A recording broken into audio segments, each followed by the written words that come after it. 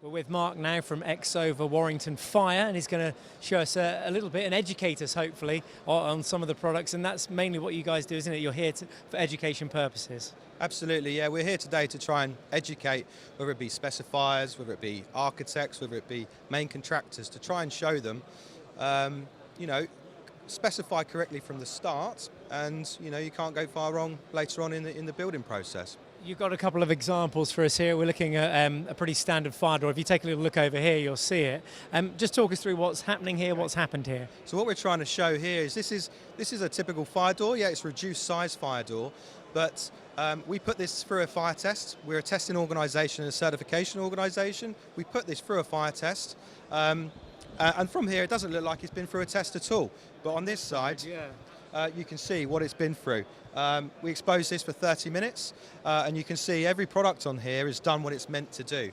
And it's about the correct specification of this fire door to ensure it does what it's meant to do if the worst were to happen. And what do you hope, showing an example of this will do for everyone around in the exhibition? As I said, it's again about education, and big believers that if people understand how the products work and how they look, that when they're walking around their buildings and they're a responsible person around this building, they can have a look and they can find the problems, and then they can report the problems and hopefully put those problems right. Right, you've got another example for us. It's just in front, so we'll come and take a look at this. What have we got here? Yeah, so this is just showing in buildings, in hospitals or schools, we have many different pipes and cable services running through buildings.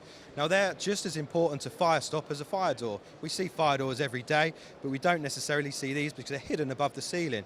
But this is showing the product and what it's meant to do. As you can see on this side, it's been through a fire test. And it's got an inch material. The pipe has burnt away and it's closed that gap up to ensure that the fire doesn't pass through the wall and spread throughout the building. And you've got an actual example of where we might see this in the corridors, haven't you? So take a little stroll with us and talk us through where we're going next. Which way through? This way? All right. Keep up, come on. Right, okay. So this is to simulate a corridor now, isn't it?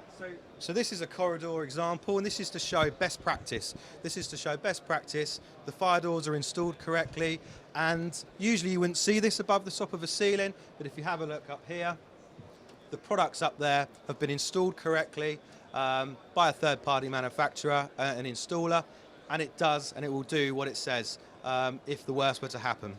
Happy with how the year's going so far? You've had plenty of interest? Yeah, I mean, it's great out there at the moment. I mean, there's a real thirst for knowledge and people wanting to understand how these products work and what they should do. So, yeah, it's been really, really good for us. All right, listen, thanks very much for taking the time to speak to us. Going to see how secure these doors are now, and can they keep presenters in? We'll see you later.